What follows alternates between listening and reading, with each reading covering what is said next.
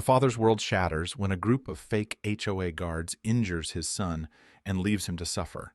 Led by the smug and ruthless Carl Benz, these so-called guards exploit their power to terrorize the neighborhood. But Stephen Michaels, with his tactical FBI training, has a plan that will turn the tables. And in the end, justice not only catches up, it delivers a devastating blow to those who thought they could get away with it. Part 1. Shock.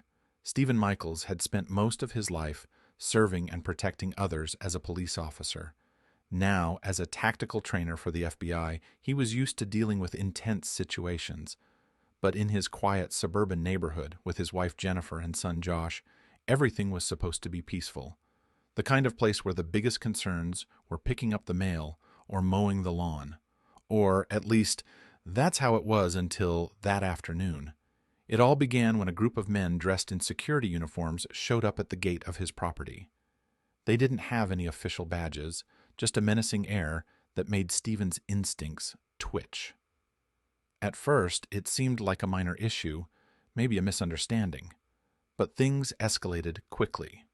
They were from the local homeowners association, HOA, which in itself was an ever-growing frustration for homeowners like Stephen, but he never imagined it would lead to this. The security guards claimed that Josh, Stephen's 16-year-old son, had parked his car in violation of HOA parking rules. Stephen, always willing to cooperate and resolve matters calmly, walked out to address the situation.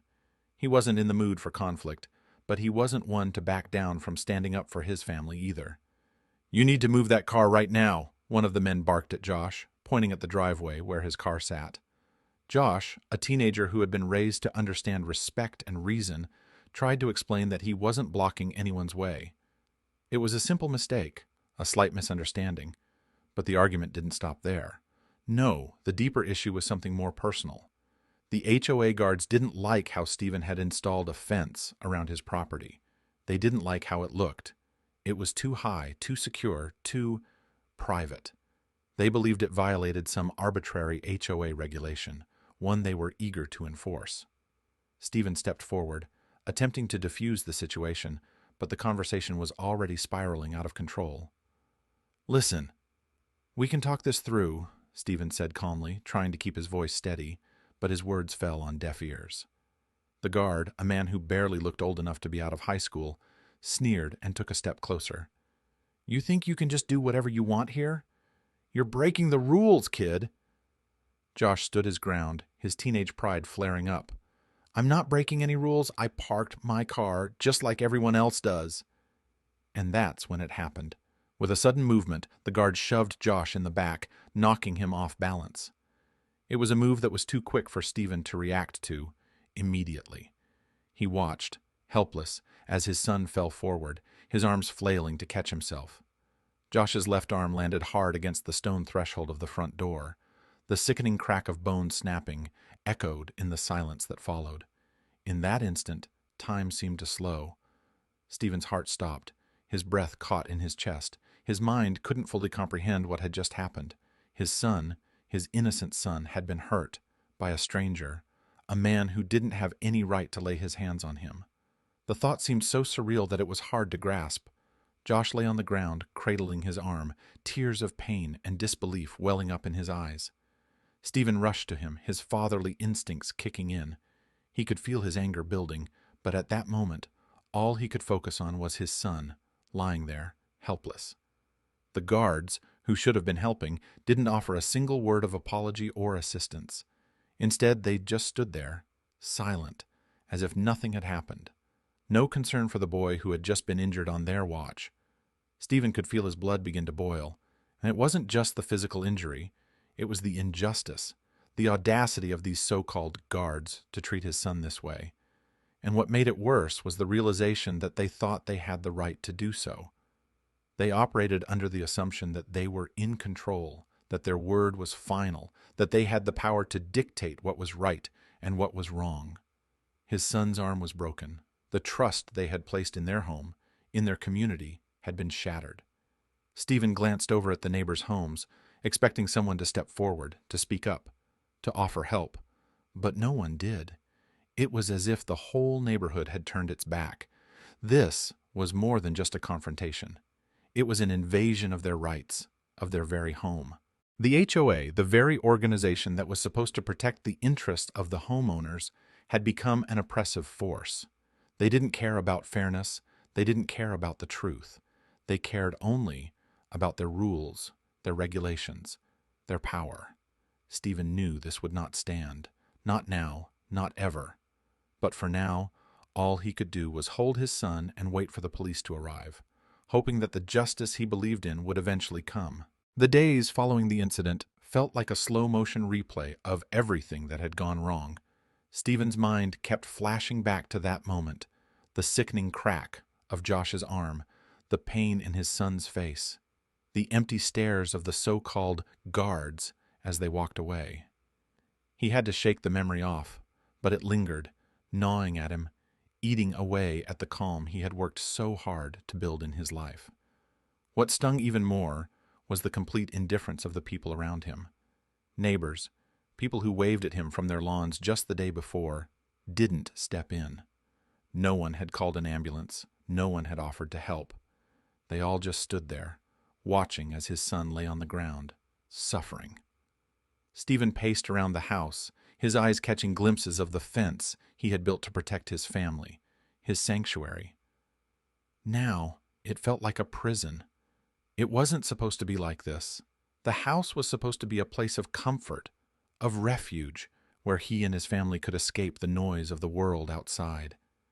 Instead, it had become the setting for a nightmare.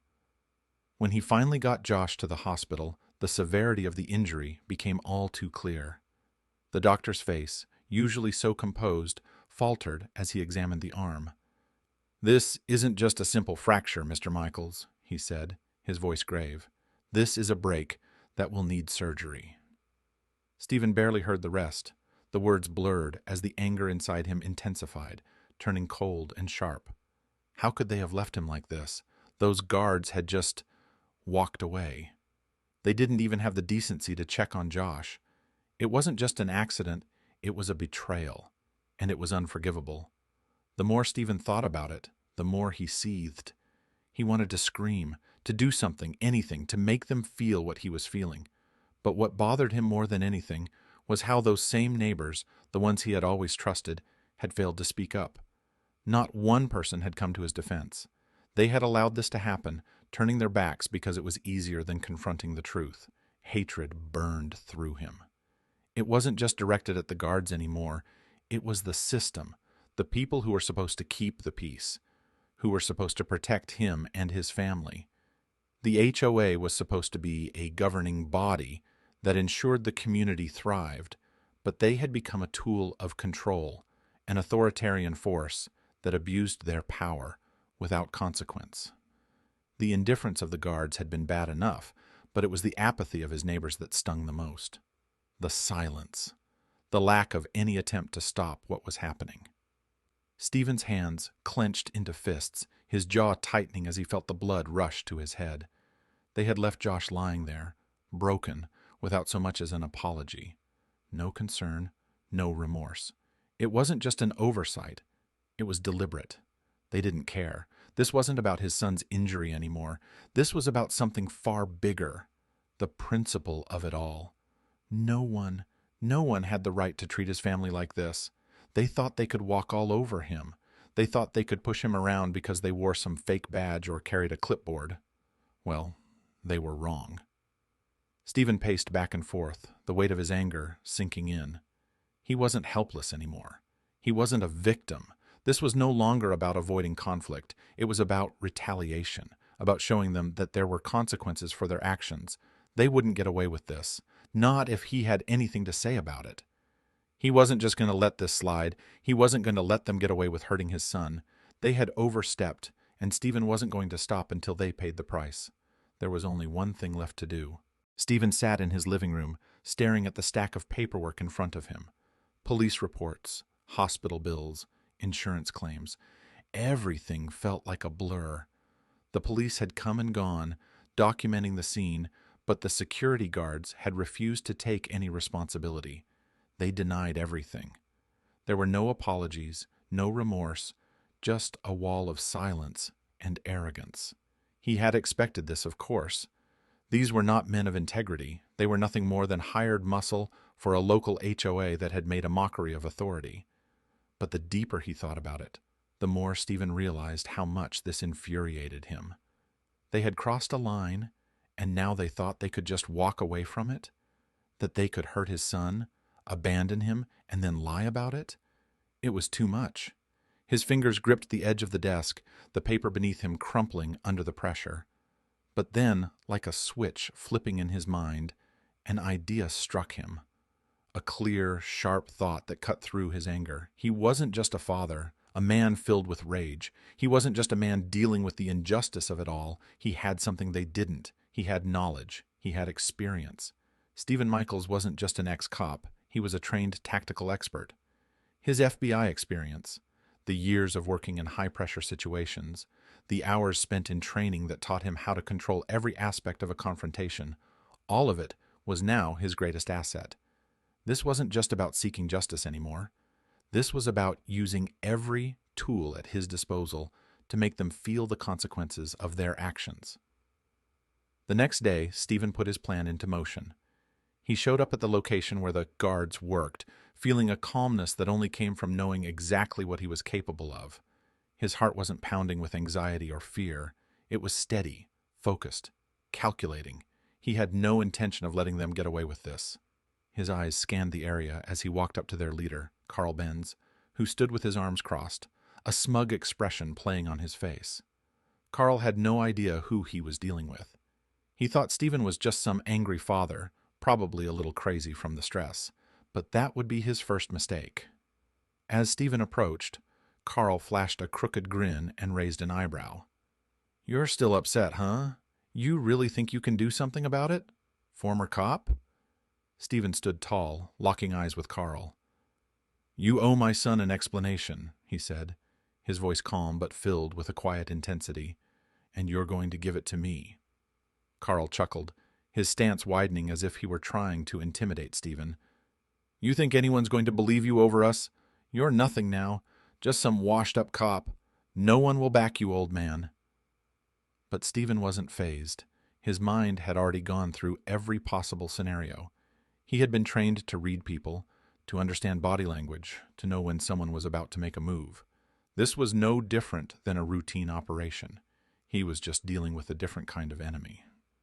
Carl stepped forward, his eyes narrowing as he leaned in to threaten Stephen, his voice lowering with malice. "You'll regret this. No one's going to side with a loser like you." And that's when Stephen made his move. In the blink of an eye, he reacted with precision, his body moving in a fluid motion that would have been impossible for anyone not trained in the art of defense. He grabbed Carl's wrist, twisting it expertly, forcing him to the ground with a controlled but overwhelming force. The other guards, who had been standing nearby, froze in shock. Stephen wasn't angry now. He was calm, focused. He wasn't just defending his son, he was showing them the price of underestimating him. Carl groaned, struggling beneath Stephen's grip, but it was too late. The leader had been neutralized with a single move.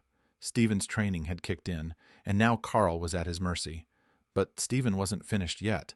He bent down, bringing his face inches from Carl's. "You don't get to hurt my family and walk away like nothing happened," he said, his voice steady, like the hum of a perfectly tuned engine. "You're going to make this right, now." The other guards, still in shock, exchanged nervous glances. They knew the situation had changed. This wasn't a game anymore. Stephen stood up, releasing Carl, who crumpled to the ground, clutching his arm. "Get your people together," Stephen said coldly. "I'll be waiting for you when you're ready to face the consequences." As he turned to leave, Stephen's heart was still calm, his mind still focused. This wasn't just about anger anymore. This was about taking control, about ensuring that justice would finally be served, and nothing, no one, would stand in his way. Stephen sat at his desk, a stack of documents laid out before him. Investigation reports, emails, photos, and a list of individuals involved in the corrupt scheme. His fingers traced the pages, each one bringing him closer to the truth.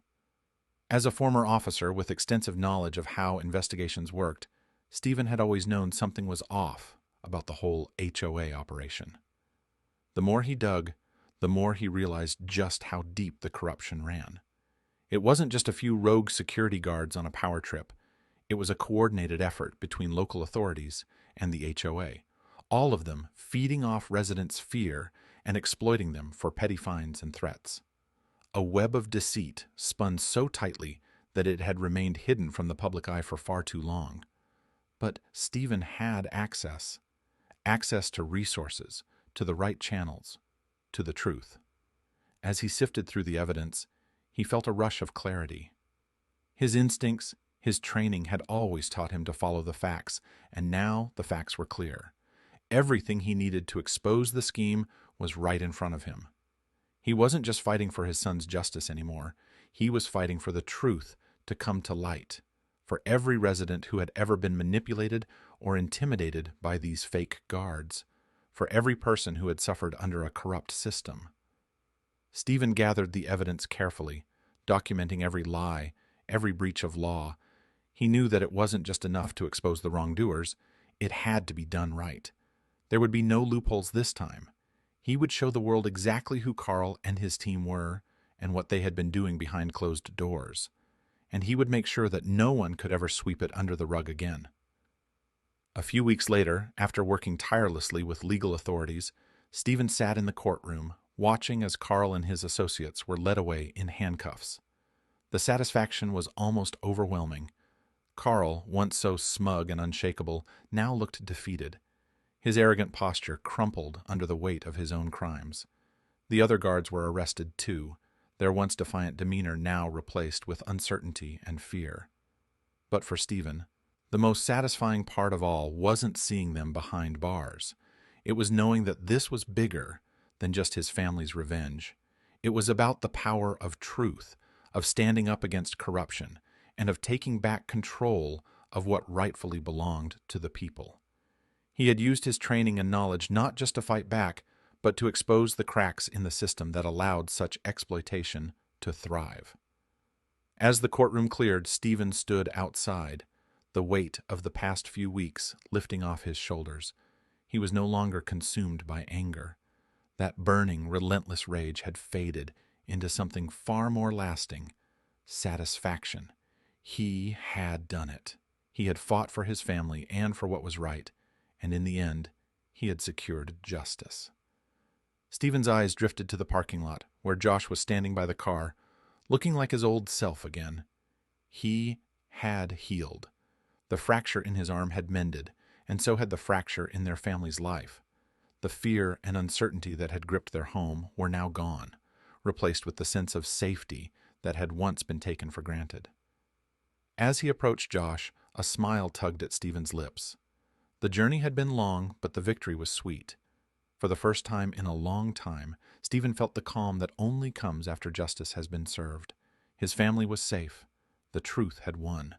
And in that moment, nothing else mattered.